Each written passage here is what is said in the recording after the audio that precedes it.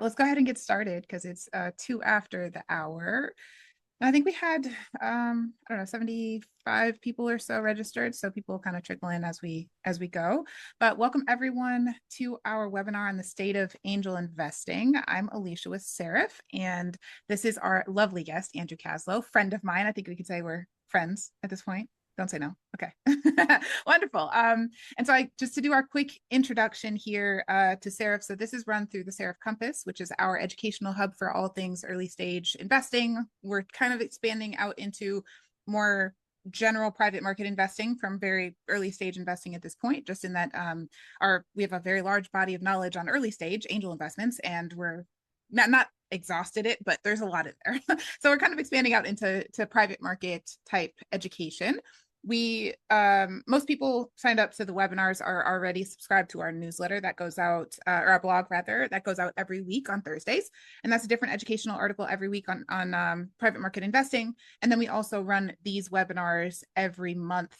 We're pretty close to every month. We take the summers off for the most part, but yeah, thank you for being here, and we will go ahead and get started because we are not the point of this webinar. Andrew here and all of his expertise in reports and data is the point. So Andrew, I think to start, let's go ahead and have you give your background and introduction. You run two different, I don't know if you consider the podcast a full business, but you technically run two different businesses that I know of. So please talk us through what you do, how you got started. Yeah, that's always the risk when you're working in the entrepreneurial space is how many businesses does this person actually touch? So two brands that I represent. One is the Diligent Observer podcast and newsletter, and the other is PitchFact. And quick origin story is I am, you could say, obsessed with angel networks and helping them run well. Why is that? Because about 5 years ago during my MBA experience, I got to volunteer at an angel group, found the process fascinating, and ended up focusing my MBA capstone project around what is broken in angel investing.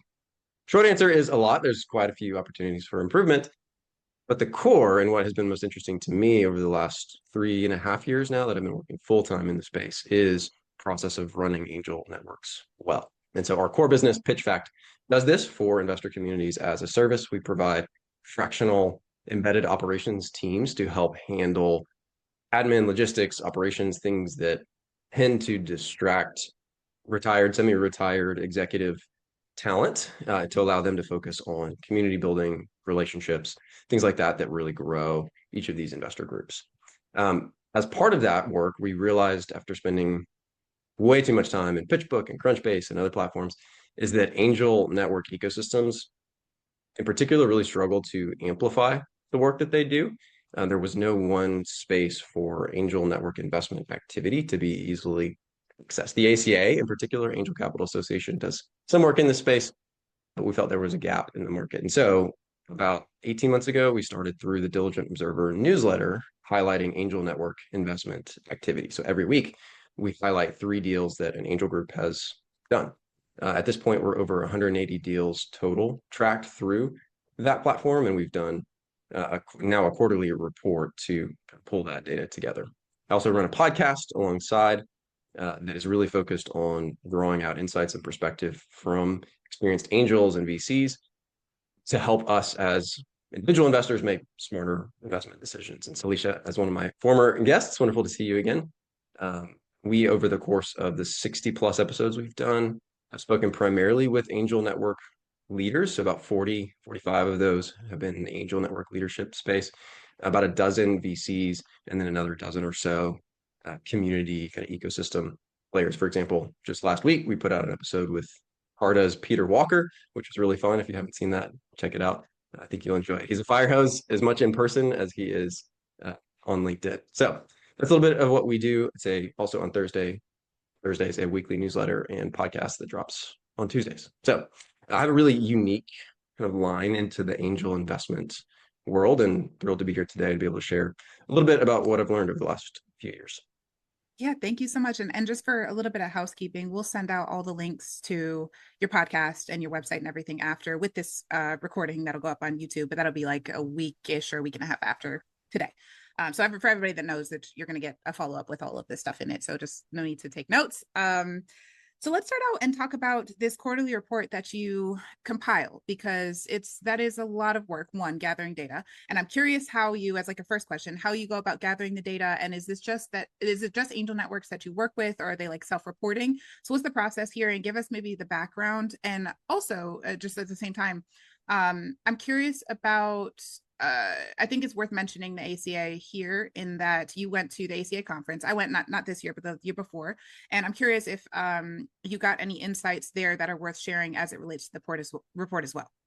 Yeah, I love it. So I'll start with the background. When we started this, it was much harder than it is today. 180 deals in, things get a little bit easier.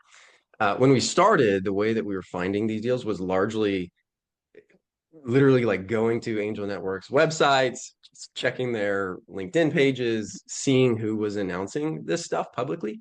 Our core criteria is to be featured in the Diligent Observer newsletter, a company must have received investment from an angel group. It's the core criteria, the specific kind of lens that we take. And starting out, it was primarily just manual. Literally, I was going to these websites and going through the list and pulling through into one place what was happening. Since then, our system has matured a bit, but there's honestly still a lot of that manual checking. It's just we've got a huge master list of every angel group, all their LinkedIn's, websites that we run through on a regular basis to pull together into one place what's happening. We have, and this has been really exciting, we have started to receive inbound. So sometimes you may notice an exclusive note listed in the deal that gets featured. Typically, we'll provide the source where we found the information, but sometimes we've now started to get inbound, and that's been really exciting for me personally because it makes my job a lot easier and it gives us a unique insight. Because sometimes groups will reach out that they're not publishing it anywhere else, and so we're sort of serving as this newswire type Yeah. resource for the angel ecosystem. So hopeful for more of that. If you're listening to this and you're part of an investor group and you want to amplify your group's activity more, send us a note. We'd love to help do that. So that's largely the process. Is we've just got a huge list that we run through on a regular basis, and we get a mixture of inbound. What's fun now is we actually have a pretty big backlog of these deals. When we got started, it was like right up until Thursday morning, we're trying to get 3 deals and fill up the pipeline. Now we're booked out weeks in advance. We've got more deals than we can handle. And one of the things that has been interesting to see is I think over this 2-year period, as we have done this, it's actually driven more activity from other groups to share. When we got started, really only a few groups were actively posting their activity and announcing that, compared to every VC, which is very excited to share when they've made a new investment. We've actually seen that change. For example, the Angel Capital Association launched a deals to destinations process where they're starting to highlight some of this activity. I've noticed just more investor groups are actually posting their activity. And so I can't take full credit, but I do like to think that our work has helped move the industry as a whole into a more transparent position where angel communities are starting to recognize the value of announcing their work.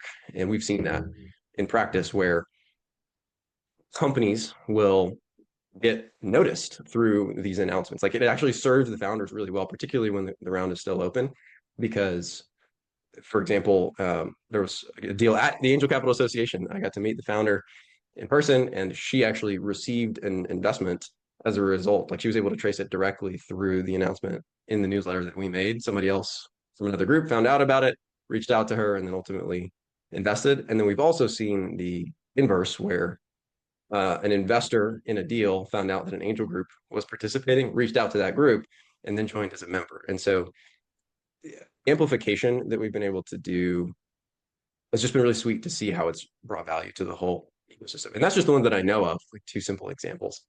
It's kind of a longer answer to your question, but that's how it's grown, what we do today, and some of the benefits that I've seen. Yeah, and that's helpful, I think, for context, because a lot of the groups that I speak with via Seraf are considering as a group what to do with their positioning in terms of recruitment, because they don't want to go actively recruit, it seems like, right? Like you don't want to, it starts out as a recreational kind of club and then maybe matures into something that's a little bit more formal, but then you don't there seems to be a resistance to wanting to like recruit new members and do like formal quote unquote marketing activities, but you are an organization, right? And it's something that people don't like necessarily think about just because of the nature of angel groups, I think. So I think it's important work and that's helpful to understand. So I want to Well, and talk. just Oh, before we move on to yeah. articulate that a little further, we have seen in our works, or again, our core business is operating angel groups. There's two categories of work in an angel network. One is the things that are getting done and that maybe shouldn't be done by the leadership team. The other category of work is the things that aren't getting done that really should be. And one of the most common scenarios where we see work not getting done that really needs to be, the important but not urgent, is on the marketing front. The simple exercise of posting when you've got a meeting coming up and when you've done deals, like if you're running an angel group, just announcing meetings and when a deal gets done. I just described it literally drives membership. It allows members to participate in an additional way. Like it is work to do this, but it is so important to not let that fall off. And so I'm actually running a separate webinar for a smaller community focused on kind of angel network marketing 101, how to get started and do this in a simple, straightforward way. What kinds of posts are most valuable to help focus that energy. So if anybody's interested in that, send me a note. Thank you. I think there should be people that are interested. Me, even our syndicate is as like a hobby, very hard to manage for me personally. So I'll give you a call. So I want to go through this their most recent quarterly report, which is Q1 2026. Do you want to share your screen and walk through high level stuff? Otherwise, I got a couple questions prepared, but I it's very open if you want to share screen and actually go through the things that you are particularly interested in talking about. It's up to you. Let's take your questions and then I'll share my Yeah. screen to help answer. Okay, cool. Well, my very first question for you is what is the most surprising thing that you found from that report? And I asked this with full context of like the last 5 years in angel investing, venture investing has been up and down and up and down. And it's one of those things that I personally thought that the very start of the year was like optimistic, right? It was January, February, felt optimistic. Uh, political stuff started going off, literal bombs, and now things feel very strange to me. So I want to get your perspective on what was most surprising for you from the Q1 report. So before I answer that, just quick context on the size of the lens that we're talking about. So we are really focused on the angel network ecosystem. Our best estimate is that the deals that we're tracking, given that we constrict it to 3 a week, represent about 5 to 10% of total annual angel network activity. So this is a limited kind of subset of the broader market. So anything that I share is based purely on the data that I have, but it can and should be taken with a grain of salt because it is a piece of the broader data set. And why do I think it's 5 to 10%? The ACA in their annual data represents that anywhere from 1,000 to 1,500 deals are done a year in the angel based on the latest angel funders report, which is amazing. You should check it out. So rough estimate is this is 5 to 10% of total angel group activity every year. Could be even more off than that, but it is still an interesting data set and happy to share some insights. I think one of the things that continues to be surprising to me is, and this is apparent both in the first report that we did, which had over 100 deals included, this released back in October of 25, and then in this first quarterly report that just came out in April, is the percentage of angel network investment activity that is concentrated in healthcare and life science.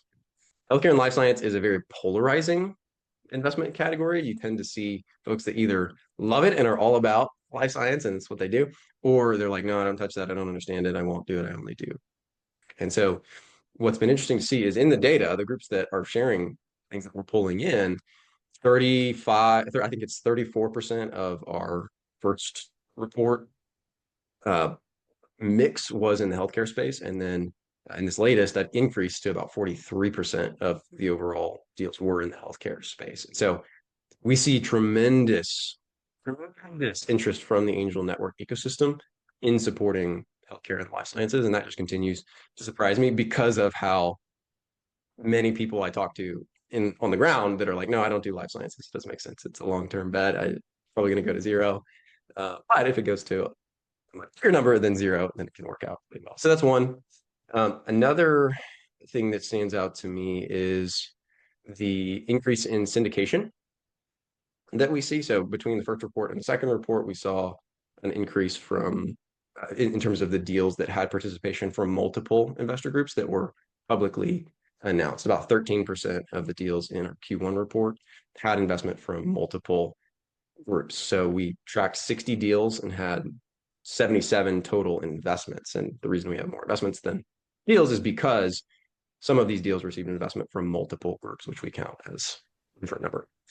So seeing more of this collaborative energy across angel groups is really exciting to me. I don't know if it's as surprising as it is exciting, because one of the things we drew out from our first report is that angel groups typically are filling 5 to 10% of a company's round, sometimes more, sometimes less, but typically on average, our data was showing 5 to 10% of the round gets filled by angels.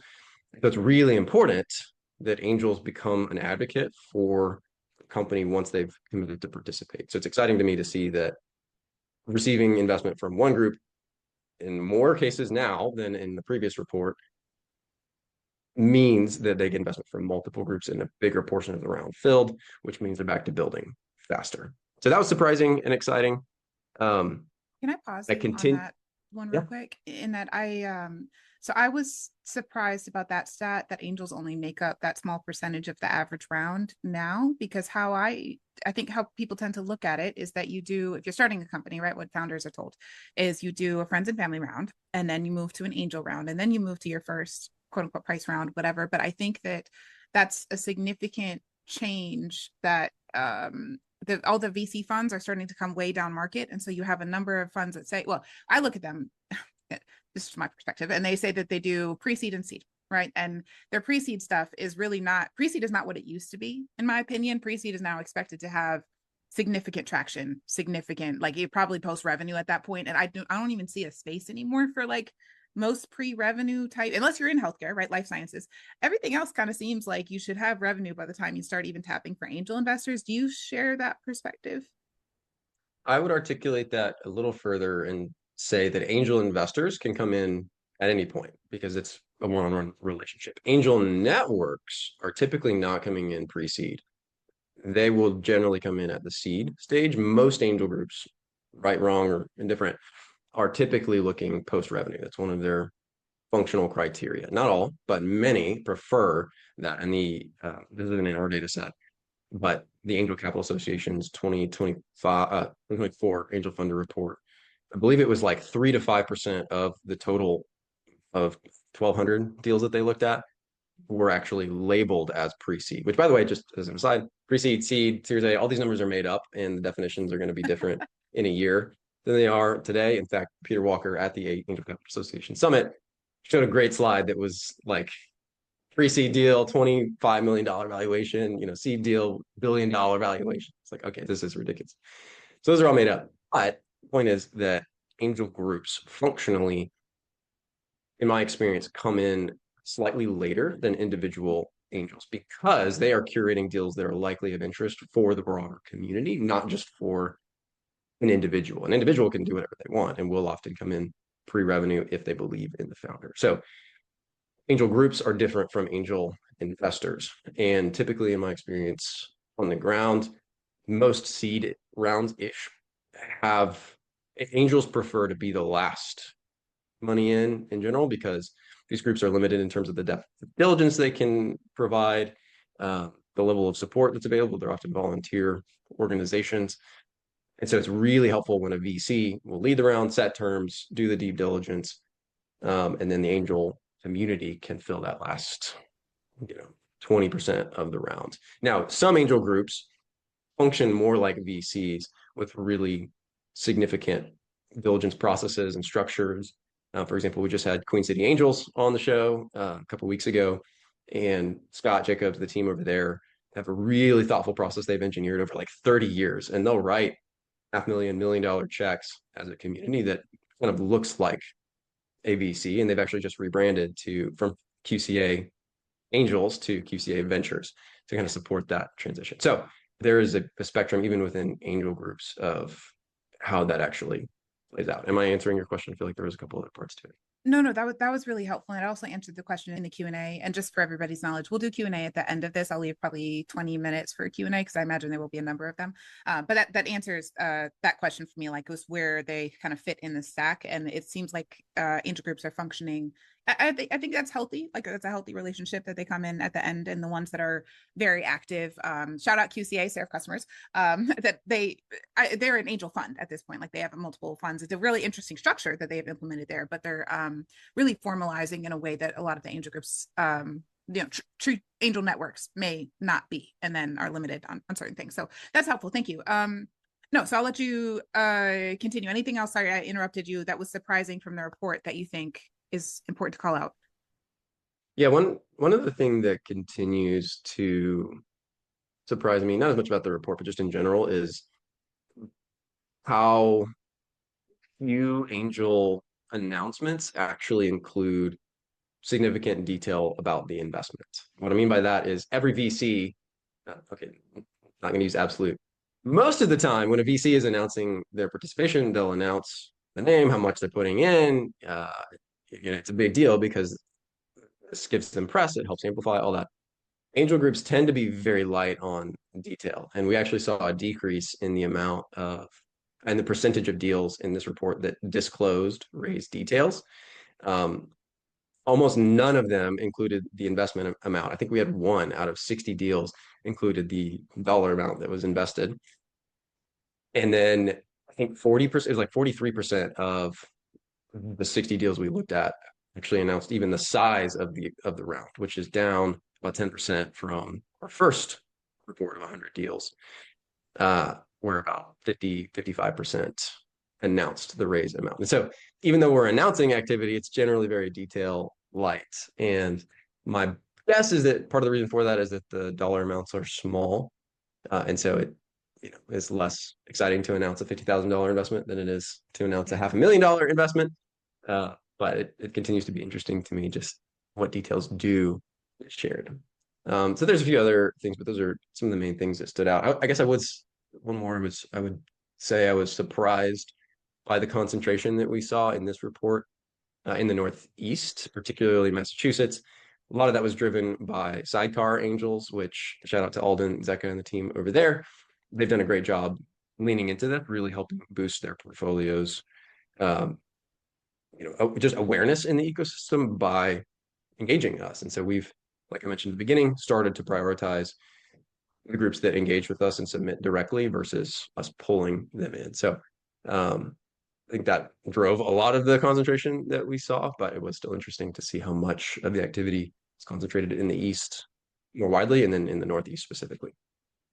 Okay, thank you. And speaking of concentration, that is my next question on industry concentration, because AI is the elephant in the room. And while AI is not an industry in itself, the technology itself seems to be far and away the most interesting investment that angels can make right now. So what did you guys see in terms of concentration on, I don't know what you would call it, AI related technologies or AI related startups?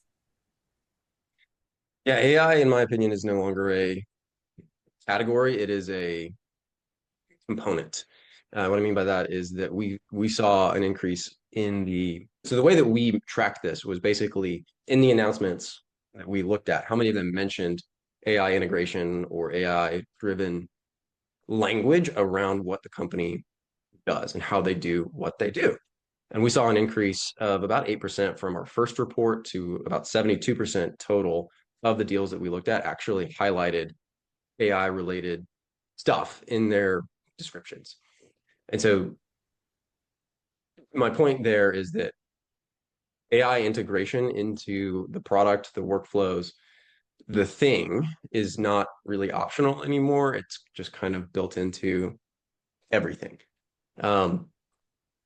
So I wouldn't even describe that as an industry. I would just say AI is expected to be leveraged going forward. And some of this I think is just necessary to be competitive in the current landscape because there are so many low-level tasks, even just within the day-to-day operations of a company that can and must be done by AI to remain competitive. And then more particularly when companies can apply AI tooling to enhance whatever it is that they're building, even if it's not directly tech related. Investors expect that now, and it's not really something they can opt out of if they want to remain competitive. In terms of wider industry concentration, again, I mentioned the healthcare and life sciences focus. I'll actually share my screen here because I do have a little breakdown. So what I'm sharing right now, what should be coming up on the screen, is part of our put together a little infographic kind of with some key stats. Happy to share this with all of listeners. To get access to this, you can just subscribe to the Diligent Observer newsletter, and in the welcome email, you'll get a link to this full report if you want to look closer at the full analysis. But you can see the breakdown in this donut chart here. Again, about 43, 44% of activity that we saw this period was in the healthcare space. Second most significant category is just broader, what we call tech, a lot of flexibility in there. And by the way, how to break down and organize industries is a really interesting problem. If you've never thought about it, there's a million ways to like split industries. We came up with 5 here, and so if you don't like those splits, sorry, we did our best to make it simple. The next category below that would be consumer and commerce. This is another pattern I continue to see in the angel space is consumer deals tend to be easy to understand. And so we see a lot of newer angels in particular kind of gravitate towards these because it's a product, I can touch it, I can feel it. It's a hard business. And so a lot of groups don't do consumer, but I do see quite a bit of consumer activity kind of as a baseline across angel communities. So those are a few of the concentrations, I would say, in terms of industry and sector. And then geography, and I just mentioned that a little bit, but huge concentration in this period in US East, about 56% of total activity was on the East in general, and then a lot of that in particular in the Boston and Northeast area. Thank you. And actually, could you scroll up a teeny bit? Because my next question for you is on, yeah, so you've got 4 countries represented here, and which means you are looking at international deals. And I'm curious if there are any trends that you can draw about like cross-border activity. If this is the ones that you're tracking are just angel groups like the French angel group that only invests in France, or if that's something that is cross-border, or if those happen to be deals that were done in France that were like executed by US angel groups. I'm curious about that dynamic and any like international insights that you can give us. Yeah, I love that. A few thoughts on international. Our reporting specifically focuses on where was the angel group and where was the company located. So these are the 2 key things that we look at. This means that the deals were located in those 3 countries. So we had 3 deals in this period that were outside of the US. In our first report, we had about 25 deals that were located outside the US, so about a quarter of the total activity. Honestly, the reason for the dramatic shift in that percentage is that we've got so much more inbound and our systems have gotten better. So we're just seeing more US activity as more groups are announcing it. That being said, a few things have been really interesting to me. So tremendous amount of activity out of Europe, as one might expect. The angel ecosystem in the broader European area is very alive, very active, huge appetite to continue to grow. For example, in our first report, we had, I think, 6 deals out of the UK, with 5 out of India, and then we had several out of, I want to say it was, I forget the country. In general, one of the areas that I see really well marketed is kind of the Estonia, Lithuania, and Latvia area. There's 3 groups over there in particular, Latban, Litban, and Estban, that do a really good job amplifying their community's activity. So I've been excited to see that work. I've yet to visit, but that's going to happen soon, I hope. Tremendous growth in the Indian startup ecosystem. From what I've seen, we had 5 deals out of India in our last report. And then actually just recently spoke with the executive director at the Lagos Angel Network out of Nigeria. So seeing quite a bit of appetite to support more early stage activity across the African continent. So in general, there seems to be significant appetite across the world to be able to fuel early stage investment activity through these communities of startup investors. This is not just happening in the US. although the US does seem to have kind of the largest concentration of activity. As our systems grow, we look forward to amplifying more work across the planet. But in this most recent series, we only had a few deals. Yeah, cool. Thank you. We are, I got another 10 minutes of my questions and I got to open it up to the Q&A. So I'm going to move on here. I've got one question on diligence, and then I want to move to the other report that you guys published and worked on with the ACA. So my question on diligence is for you guys, because you are a diligence provider, what have you seen change in the last, call it 12 months, as far as processes and like expertise needed, if anything has changed? And it doesn't necessarily have to be like in my head. I asked the question, I put it on here because I look at deep tech and robotics and things that are like healthcare, right? That is very technical and very complicated. And like you said, some angels trend towards SaaS models and things that are more consumer because they're easier to understand, but those are not necessarily the ones that are going to be most successful. And so anyway, that's the context with which I ask, but I'm curious what you've seen in terms of how you guys might have changed your diligence processes, if you have at all. Yeah, I love this question. So we, as part of our service, provide diligence. We actually started out as a pure play like diligence provider, and we've evolved into more full service because we realized that the bigger need was, can you actually run our whole process? Because this whole thing is a lot of work, not just doing the diligence reports. How has diligence changed? AI now drives initial and even mid-level diligence. And why that's a good thing is that it allows investor communities to focus their time and attention on the deep stuff, on really digging in. What historically took manual associate, member, volunteer, staff resources has now been more or less taken over by AI tooling. Part of our service, we include an AI-driven screening tool. There's piles of AI diligence tools out there. They all do slightly different things. What we have built and what we roll out with some of the clients that we serve is a AI-driven workflow that basically helps streamline and speed up the process of getting to a no. Because let's say an angel group is looking at 500 deals a year, they're going to have 30 pitch. If they're meeting monthly, let's say 10 times a year, and they're going to have 3 companies pitch every month, they're only going to look at 30 deals. Most of those are a no. But based on the group's reason for gathering, AI has made it way easier to filter out the stuff that's obviously not a fit and then focus the high value human time and attention on the companies that might be.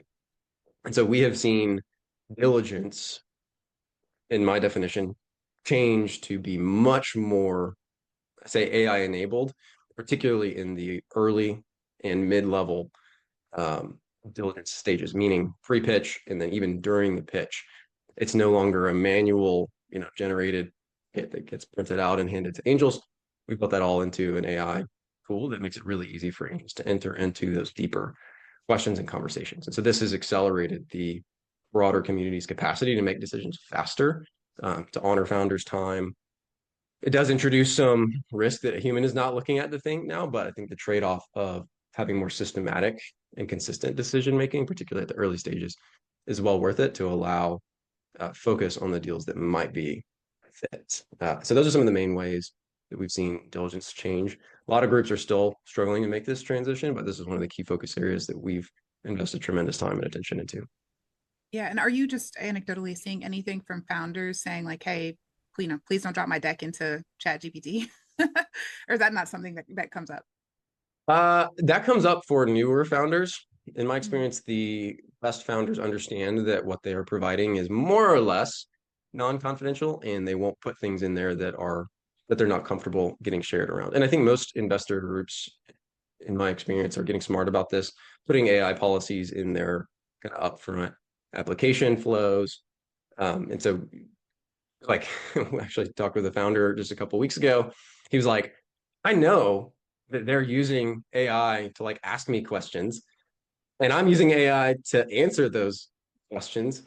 So like we're all doing this. It's just being articulate and upfront about it. And so we're seeing a lot of that because the benefits are so clear for both sides. Because as a founder, like founders need and value clarity and speed of responsiveness. Like Applying and hearing nothing for 2 weeks is no longer acceptable. I need to hear a response within a day or so that I can move on. And if it's not a fit, that's okay. I understand.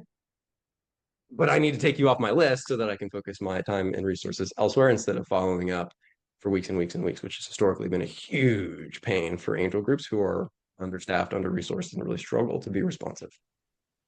Yeah, thank you. That's helpful, I think, to understand. And now I want to move on to angel groups in general. So you have collaborated on a report with the Angel Capital Association.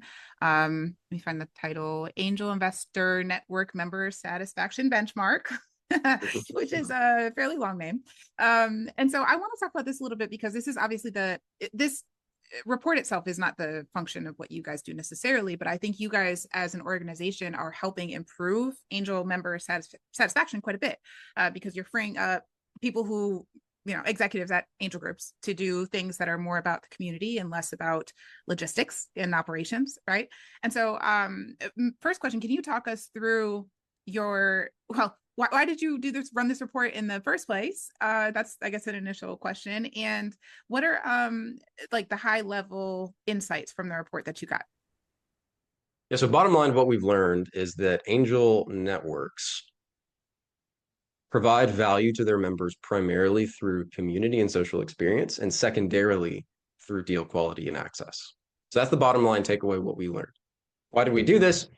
We realized that most angel group leadership teams, if they're honest, don't have data driving their decisions on what to invest in terms of like, how do I make the experience better for my members? There's a lot of assumptions in some of our consulting work and engagement with multiple communities. Angel group leaders want to make the experience better for their members and for the founders. Like, there is a tremendous amount of interest in like making this a better experience. Everyone knows about the problems and the things that are not going well. And I've just seen again and again and again group leaders struggling with, where do I put my limited time and attention? So we did this survey, which basically we looked at over 100 individual angel investors. We asked them to answer a series of questions about what their satisfaction level was in their membership. We broke that down into 5 key categories that we looked at. And then we also asked about their overall satisfaction. And this structure, one of the best takeaways from business school, allows us to develop a statistical correlation between a member's overall satisfaction and their satisfaction with specific categories or pillars in that process. And so we ran this analysis, again, had about 101 individuals participate across, I think, 13 total investor groups. Primarily, there was 3 investor groups that participated, and then a smattering of others that came in just through online participation. Yeah, great. That's the report. Yeah. And so, again, key takeaway here was, hey, the community is the product. Angel networks are networks first. And so when we're thinking about where to invest time and attention as a network leadership team, putting our best, highest value resources towards making the community and social experience better is going to drive the most bang for our buck, so to speak. The reason that we gather is the deal flow, the deal quality, the companies. But at the end of the day, these members are paying $2,500 a year or whatever the membership dues are to be a part of the community and to be able to do this alongside others that have a shared value system, maybe a shared interests that they're going to learn from, grow from, enjoy being around. And this is something that I found most from the outside don't fully understand. And it took me years to develop this understanding. Angel networks are communities first. They're not purely about deal optimization and returns optimization, although that is important. That is not the primary focus. There are a significant amount of opportunities for individuals to get access to the best deals without joining an investor group. There's amazing syndicates, there's amazing VCs. There's a ton of ways individually that I could go get access to great deal flow if I don't care about community. And in that instance, I'm not going to join an angel group. But if I value this particular community, being able to do this alongside other trusted folks that I can learn and grow from, that's why I'm going to pay the dues to be able to do this alongside those. And so angel networks start to make a lot more sense looked at through this frame. There are groups that are more professional, I would say, again, that operate more like VCs and that have a higher value, I'd say, in the deal quality and access. Again, this data set was limited to about 100 folks across several groups. If I had all of them report, maybe the data would look a little bit different, but my bet is that it wouldn't be materially different from what we see here. Yeah. And do you think so? This is functionally a third party report. Do most angel groups run their own internal reports or internal survey, right? Like, are you happy here? Yeah, most groups do an annual survey. It's typically not Okay. typically more qualitative in nature. And so if anybody listening that wants help with this, we can help you run a more quantitative analysis alongside the qualitative components to be able to compare, you know, that individual community's overall satisfaction, what's important to them, to the broader benchmark. And we just found that this provides a level of conviction around decision making that just pure qualitative doesn't. And it's really helpful because oftentimes leadership teams are cycling every year, every 2 years, they're volunteer roles. And so being able to have this kind of data set makes it really clear where the focus should be in terms of limited resource allocation. Yeah. Okay. Thank you. Well, that is not actually all of my questions, but that's all of my questions for now. And I'm going to open up the Q&A because that is what I promised people they would have time for. David Baker, I think we covered that one. So who's filling out the rest of the round where angels are only 10%? Mike Eckert, hi Mike. Is your data sample base large enough to be considered statistically reliable and credible? Assuming you're asking about the benchmarking, the short answer is Yeah. yes. And I can articulate that because if you look at the report, the way to validate statistical reliability without getting too far into the weeds is the model's called R squared. It's basically the effectiveness with which the model predicts a user's response. So let me just share this again. So there's, I think I have detail to go. In linear regression, which is the type of analysis that we did here, there is a specific test. It's called the F test. And basically, if it exceeds a certain number or is within a certain range, means that the model itself is statistically valid. And then for each vector that's measured, this is called multivariable regression. For each variable that's measured, that F test also applies. And as long as there's a number, as long as it's small enough, that means that it's statistically valid. In this case, the model says that with 77% confidence, you give me an individual's satisfaction rating across these 5 categories, and I can predict with 77% confidence their overall satisfaction level. That does mean that there's opportunity for improvement. There's 23% of this result that can't be explained by the 5 factors. So you see here other factors. That just means that there's some other components contributing. So we'll refine this over time. But this baseline analysis is statistically valid. We do have enough respondents across the 100 or so, I think it's 101 total respondents to be considered statistically valid. And given that, actually, I'm looking back at the time that Mike submitted this question. He might have been talking about the other report. Oh. Yeah. And so I don't know if you apply the same rigorous methodology to that report as well, but he submitted this at 1029, and I don't know when we started talking about that one. So I think open question. Yeah, for the other, so to be clear, I'm not making in the quarterly report and even in the first report that we did that had over 100 companies, I'm not necessarily making predictions about the broader market. I'm purely articulating what we saw in the data set that we have access to. And so I can't actually speak to, is this statistically valid for some broader assumption, although that would be a fun analysis we'll likely do at some point. Yeah. Thank you. I don't have any other questions. So if people have them, they can submit, but I do have a question for you. One of my ones that we didn't get to. So if you had to make one prediction, which you just said you don't do, if you had to, right? What would that be for the next 12 months? Like, how do you think 2026 is going to shape up relative to 2025? 2 things. First, my prediction is that we will see the rise of more dozen person angel groups, very niche, very small, very community focused. Uh, Reason why is that I've just seen this appetite for community continue to grow and community around the thematic focus of investing in really interesting startups that align with my personal interests. I've just continued to see, like, I've spoken with dozens of folks that are starting communities and trying to get these off the ground. So that's one reason why is just this appetite for community around the topic of investing in startups. The second reason why I think we'll see more of those is the fractionalization of work. This is a broad trend that I'm seeing where everybody has three jobs, everybody has a side gig, everybody's doing multiple things. And so wearing multiple hats is becoming more and more common, in part because of the capacity that becomes available to us all. Thank you, AI. Um, One of the classic kind of predictions is I forget who it's back in like the early part of the century.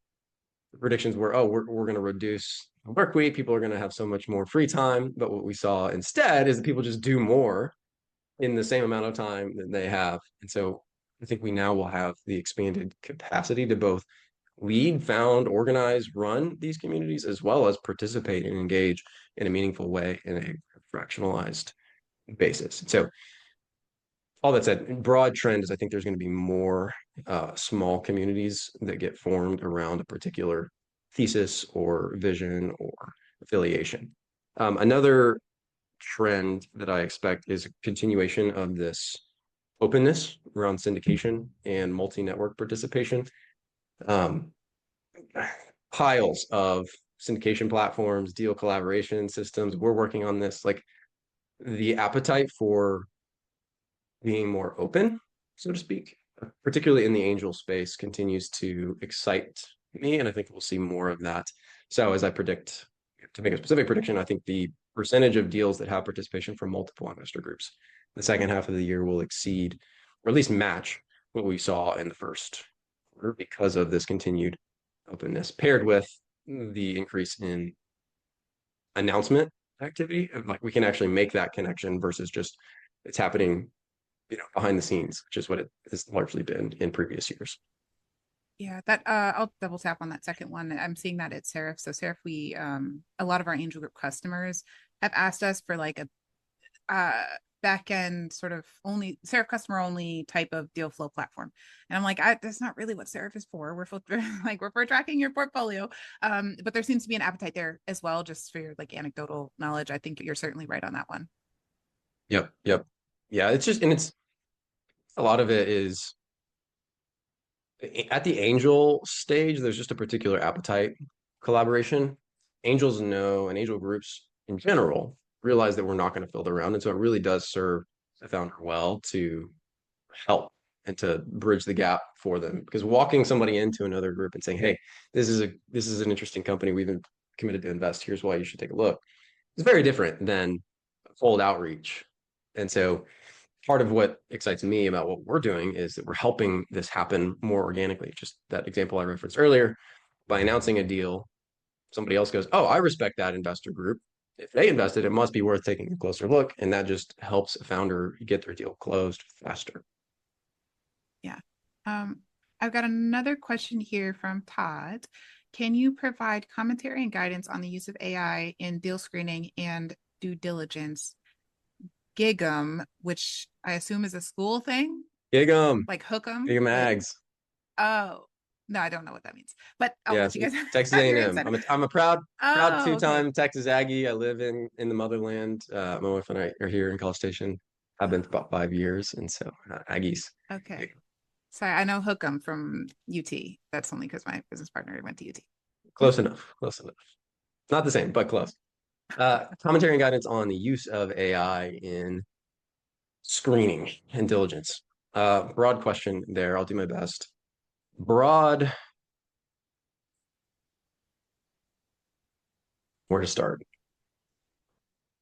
First is just to be thoughtful about it because by thinking about how do I use AI in my screening, that actually unlocks a significant amount of opportunity. First thing I would do is add a disclaimer to your application process that just says by applying, you agree to uh, be okay with this, and that kind of frees you up from a liability standpoint. Second is to make sure that any AI tooling you're using off the shelf is in a paid plan. The free plans typically require sharing of data.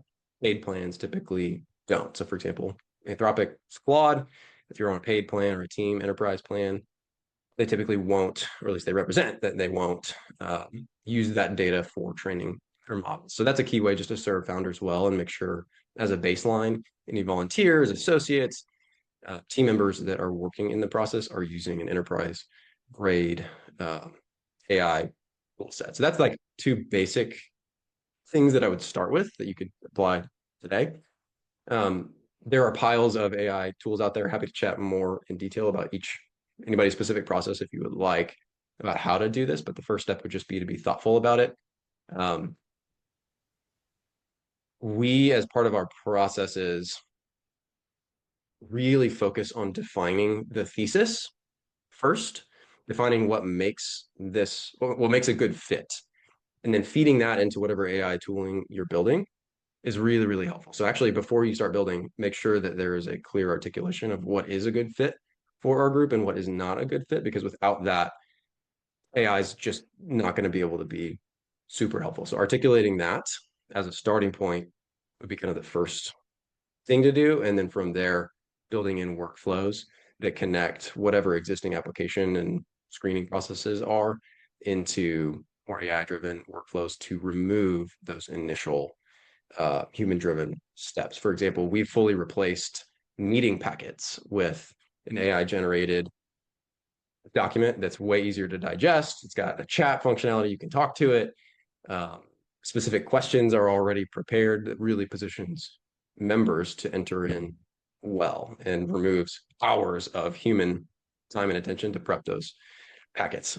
So those are some of the ways I would think about starting to use AI that we're seeing across multiple investor groups and that we're building out personally. Quite a few other potential use cases, but I'll pause there for now. Great, thank you. Any other questions before we close out here? I'll give it one more minute.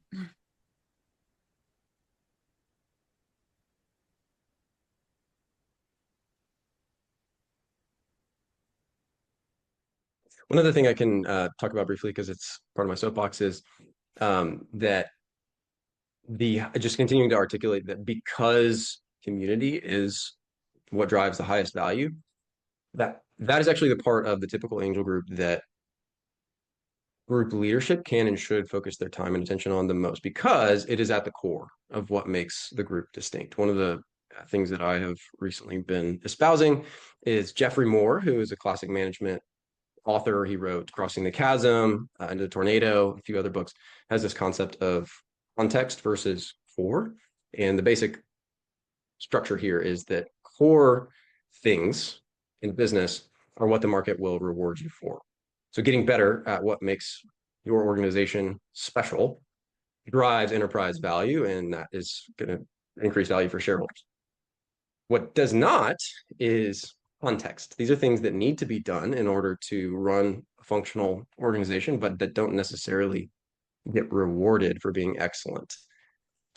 For example, Alycia, if you brush your teeth 6 times a day, I'm not going to give you a raise. But if you're in a sales role with my company and you haven't brushed your teeth in a month, we're going to have a conversation. You just need to have hygiene, essentially. In a company, there are a lot of things that I have found angel group leaders tend to spend an inordinate amount of time and attention on that are actually context that they're not getting rewarded for. And every community is different, but our primary analysis has shown that the community is really at the core of what makes the typical angel group special. And so the highest value, highest reward on time area to spend time and attention is on what we call the membership lifecycle. There's 3 parts of there's 15 jobs that an angel network operator has to do, broken out across 15 individual sections. The first layer is that membership recruitment, retention layer, and that is the highest value place for group leaders to spend their time, making sure that it's a great experience for their members. Second is the deal management layer, and this is kind of the reason that we gather and the thing that we're all doing together, making sure that's done with excellence. It's not the most important, but it's the second most important. So still worth a lot of time and attention. Make sure it's done with excellence. And then the third layer is the admin kind of operations layer. And this is where like vision and HR and event operations live. Again, needs to be done, but not necessarily what drives the most value for the organization. So I wanted to articulate that framework because I think it's a helpful way to think about focusing time and attention and management of resources. Because typically there's like one person at the Angel Group that is doing all 15 of those jobs, and there's several of them that they're not doing well. For example, we see most time and attention tends to get drawn into the deal lifecycle because it's a quarterly or monthly event, and it's a treadmill. It's a ton of work to find great companies, vet those down to the companies that could be a fit, run a good process. Like all of that tends to draw the vast majority of group leaders' time and attention. And then as a result, we're not marketing on LinkedIn. We're not going to these community engagement events. We're not doing one-on-ones with our members to understand what their experience is like and get to know them. And we're not cultivating these extra community and social events that actually causes the group to atrophy over time, even if the deals are great. So I want to articulate that as a closing thought because I think it's really important for community operators in particular to understand. Is that in a written framework anywhere? Do you ever write this down? The first part is we have the deal lifecycle. I have a whole ebook called Angel Ops. It breaks down the deal management framework. I'm in process with a broader 15-point ebook, but it's not live yet. Okay. Yeah, let me know. I'll send that out to the Seraf Compass. It would be its own week. Cool. All right. Well, we will close it out there. Thank you so very much. This whole thing obviously was recorded and this will go up to YouTube. I'll let you know before that happens. But yeah, thank you for joining us and sharing about your reports. And I think the data that you guys are pulling together is very important and increasingly important because you guys are excited about it and you have the initiative and the energy to do it. So thank you. Thanks, Alycia. Great to be here and get to connect with all of you. Cool. Have a good day, everyone.